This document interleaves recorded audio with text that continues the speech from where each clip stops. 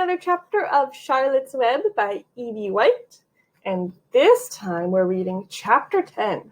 It's called An Explosion. So I think we're in for an interesting chapter. Let's get right ahead. Day after day, the spider waited, head down, for an idea to come to her. Hour by hour, she sat, motionless, deep in thought. Having promised Wilbur that she would save his life, she was determined to keep her promise.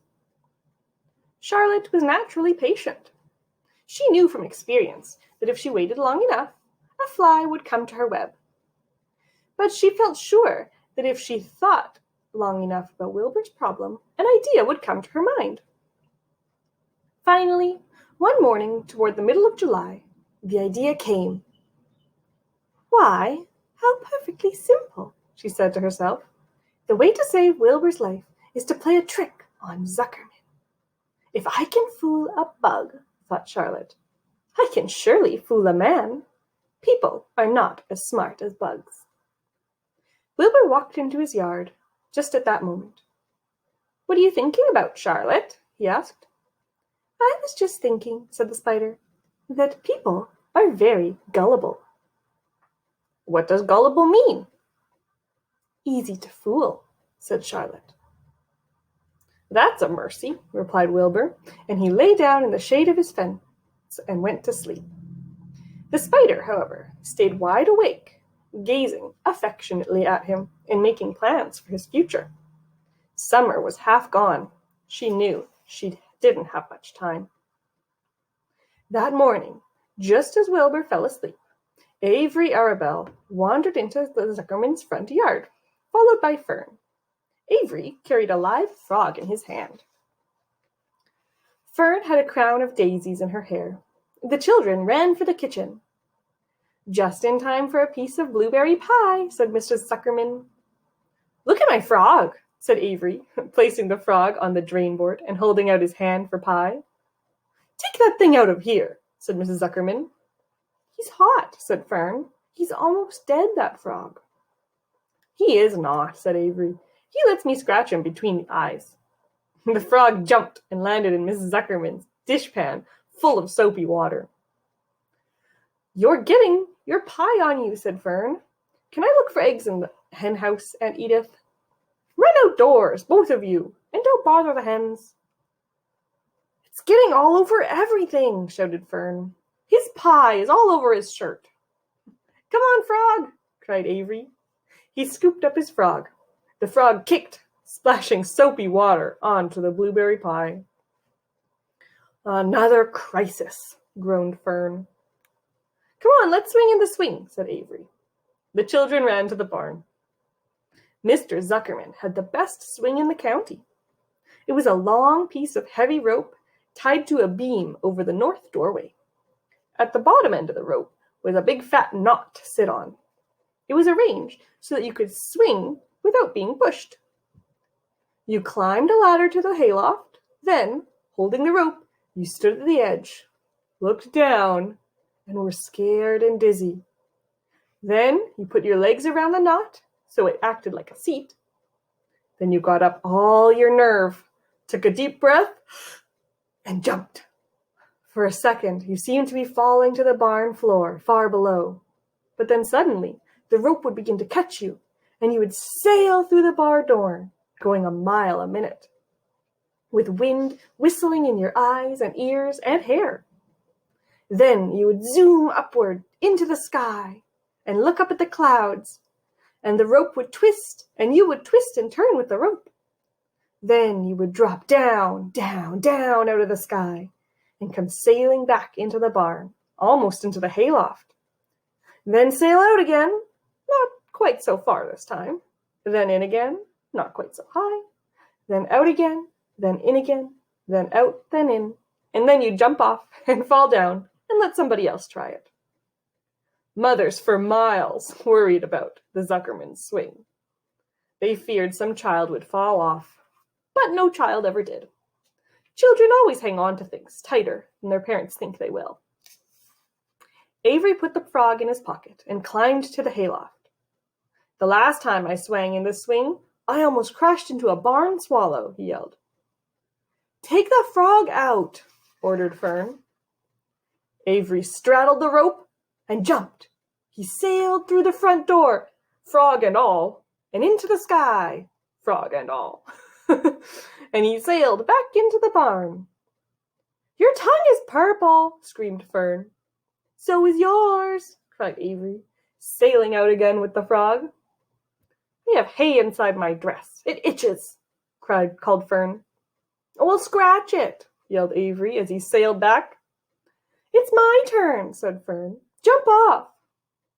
Fern's got itchy pants, sang Avery. When he jumped off, he threw the swing up to his sister. She shut her eyes tight and jumped. She felt the dizzy drop, then the supporting lift of the swing. When she opened her eyes, she was looking up into the blue sky and was about to fly back through the door. They took turns for an hour. When the children grew tired of swinging, they went down toward the pasture and picked wild raspberries and ate them. Their tongues turned from purple to red. Fern bit into a raspberry that had a bad-tasting bug inside of it and got discouraged. Avery found an empty candy box and put his frog in it. The frog seemed tired after his morning in the swing.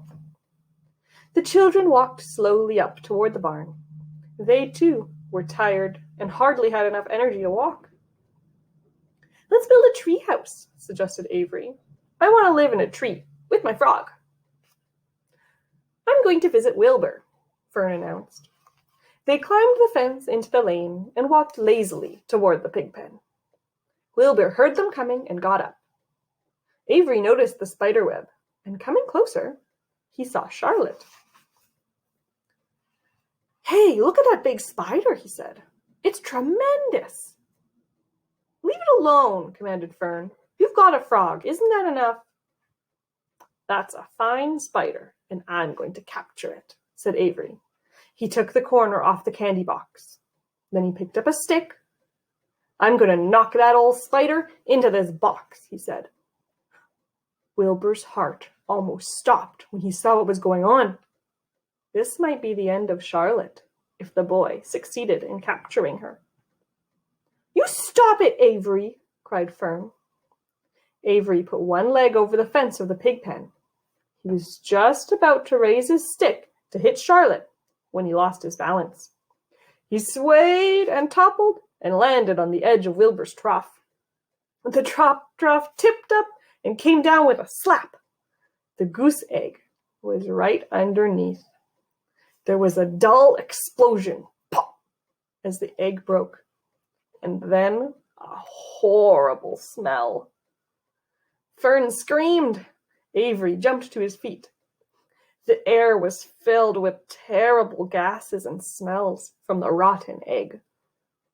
Templeton, who had been resting at his home, scuttled away into the barn. Good night, screamed Avery. Good night. What a stink. Let's get out of here. Fern was crying.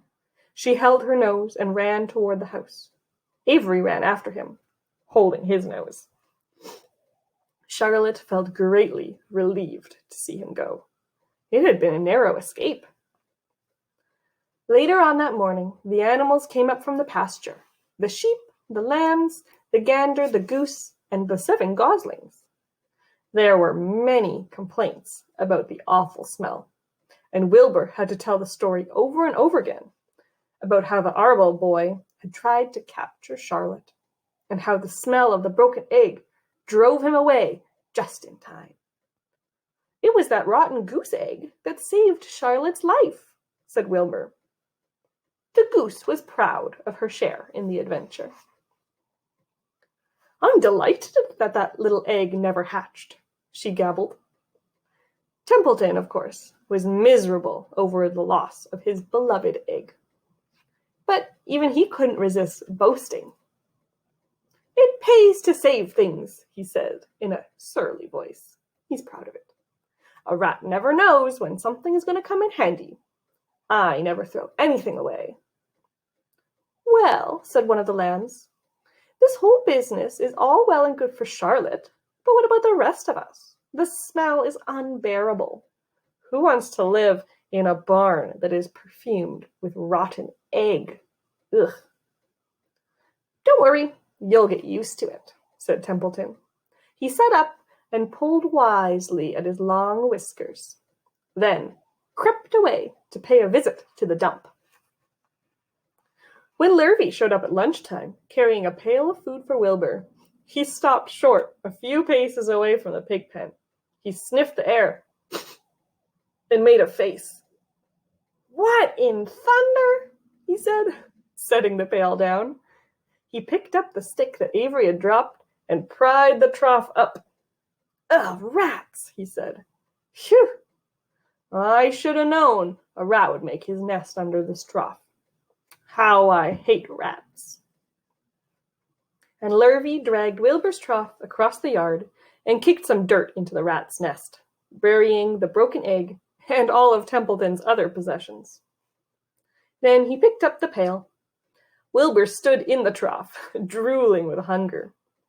Lurvy poured. The slops, which is his food, ran creamily down around the pig's eyes and ears. Wilbur grunted with pleasure. He gulped and sucked and sucked and gulped, making swishing and squishing noises, anxious to get everything at once. It was a delicious meal. Skim milk, wheat middlings, leftover pancakes, half a donut, and a rind from a summer squash, 2 pieces of stale toast, the third of a ginger snap cookie, a fishtail, 1 orange peel, several noodles from a noodle soup, the scum off of a cup of hot cocoa, a really old jelly roll, a strip of paper from the lining of a garbage pail, and a spoonful of raspberry jello. Wilbur ate heartily, which means really fast and very happily. He planned to leave half a noodle and a few drops of milk for Templeton. Then he remembered that the rat had been useful in saving Charlotte's life, and that Charlotte was trying to save his life. So he left a whole noodle instead of a half.